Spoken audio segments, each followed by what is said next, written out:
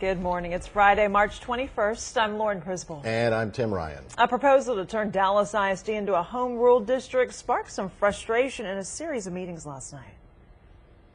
There's going to be plenty of time for debate. We're going to get to a point. A group called Support Our Public Schools hosted several meetings. At the one in North Dallas, the crowd had more questions than the organizers had answers. A petition drive is underway seeking a vote on changing the district's charter. I think we have a lot of room for improvement, and if this is an opportunity to speed up the reform and to make some good changes with good performance for our students and good outcomes, I'm willing to look at it. How do I know what they want, what they're after? How do I know they're not after the $1.6 billion of the district? How do I know they really care about my kids? State Representative Jason Villalba, one of the hosts of last night's meetings, and he joins us this morning live. Did you expect to take the heat and get the heat you got from that one and others? It was the same story at the other ones.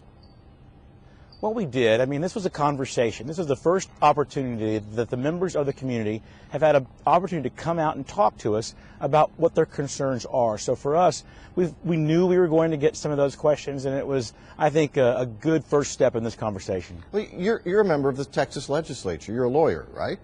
Would you ever go to the legislature and say, we're going to change education, but we don't know how, please vote for this measure? We think that the legislature is not the appropriate place to address this, because what we're trying to do is bring more control back to our parents in the community. Now, if we get through this process and it's not effective and we aren't able to achieve some of the objectives that we want to bring more local control back to our friends and neighbors in the communities, then we'll look at some of the state remedies that might be available at that point. Right. Yeah. No. And I'm sorry. I probably didn't state that very well. What I'm saying is you wouldn't go to the legislature and propose a bill that was a blank sheet of paper, but you're basically asking the voters in the Dallas Independent School District to vote yes on a blank sheet of paper. Oh, no, that's not what we're asking to do. We're asking them to look at home rule, which is much different than a blank sheet of paper. A blank sheet of paper would suggest that we're just wiping the slate clean and we don't have any parameters to work within. But what home rule says is we're going to continue to have transparency. We're going to have to continue to answer to the state with regards to testing. But we are going to give more control about how we deal with these issues locally and what kinds of things that we can do on a local level that would exempt us from some of the really rigid restrictions that the folks in Austin put on the backs of parents here in Dallas. I know as a reporter, and you know as a lawyer, that if you want to know what's really going on, you follow the money. And one of the problems is we don't know where the money's coming from behind this effort. And at one of these meetings last night, folks said, who's paying for this? And the answer was, people who are supporting it have the right to remain anonymous. That sounds a little bit suspicious. That was one of the questions that we have, and I think we have to find a better way to answer that. I know there are concerns about who is paying for this effort, but remember, this is a 501c4. That means it's an organization that is entitled to have donors who do not have to disclose who they are. They have their reasons for not wanting to disclose who they are, but I think you're right, and I think we need to do a better job of answering those kinds of questions and talking about who is behind these kinds of initiatives. Well, I mean, I can tell you, go ahead. Why would you take money from, you're in a public forum, you know you're going into these meetings, you certainly had to have discussed the kinds of questions that you might face.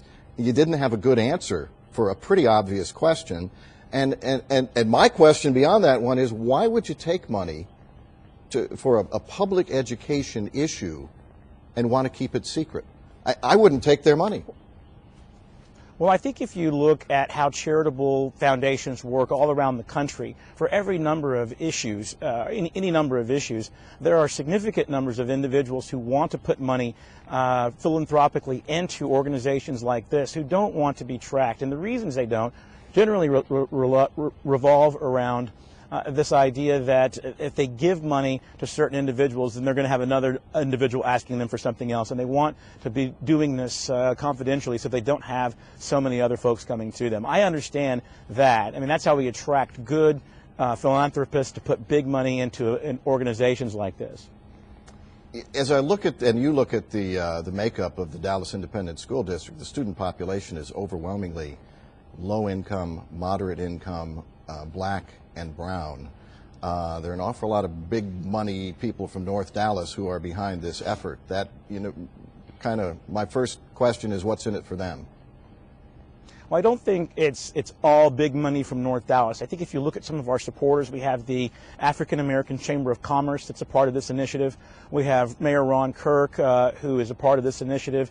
This is not a North Dallas movement. This was not driven by wealthy North Dallasites. This is driven by the community, and that's something that we think is important. We had 3 meetings last night. Only one was in North Dallas. We had one in the southern sector, and then we also had one in the east part of Dallas. So this is not driven only by one area of the city. Yeah. Okay. And don't you think the next time you come before the people and try to explain what you're doing, that there should be some kind of a game plan, that that this is what it would be run by the mayor, or it would be run by some kind of a structure you have in mind when you come into a meeting and say, we'd like to do something, please support us, but we don't know what. It just seems so fuzzy and frankly troubling. Well, think about what we're trying to do here. This process. Nobody knows what you're trying to do. Well, but listen to what I'm saying. So the first part of this process is to get the petition started. The petition just allows us to have the trustees appoint a commission, and the commission then puts together a charter. Now, the charter will be comprised of people, will be drafted by people all around the city, primarily parents and teachers in the ISD, and then those meetings will be open meetings, and everybody will have access to them. Then we'll have something that the people can see. Then we can debate it fully. And then at that point, I think there'll be the proper debate. Last question, you need about 25,000 signatures to put this on the ballot, hopefully in November, when there would be significant turnout, which would be good because you would have a lot of people voting yes or no on the issue itself. How close are you to that 25,000 signatures of registered voters? We just started this process, as you know, right around Election Day. So it's just getting off the ground. We didn't anticipate having a large number of signatures until we started the process with the town hall forum. Right. So we wanted the people to understand what we were doing, and now we anticipate that we'll have an increase in right. the numbers of people that actually sign the petitions. Okay. Thanks so much for joining us. We appreciate it and look forward to more information. Absolutely. Thank you so much.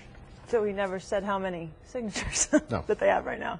I have a child that would go to the ISD, when she grows up, and it just seems like there's so many questions and really no answers whatsoever.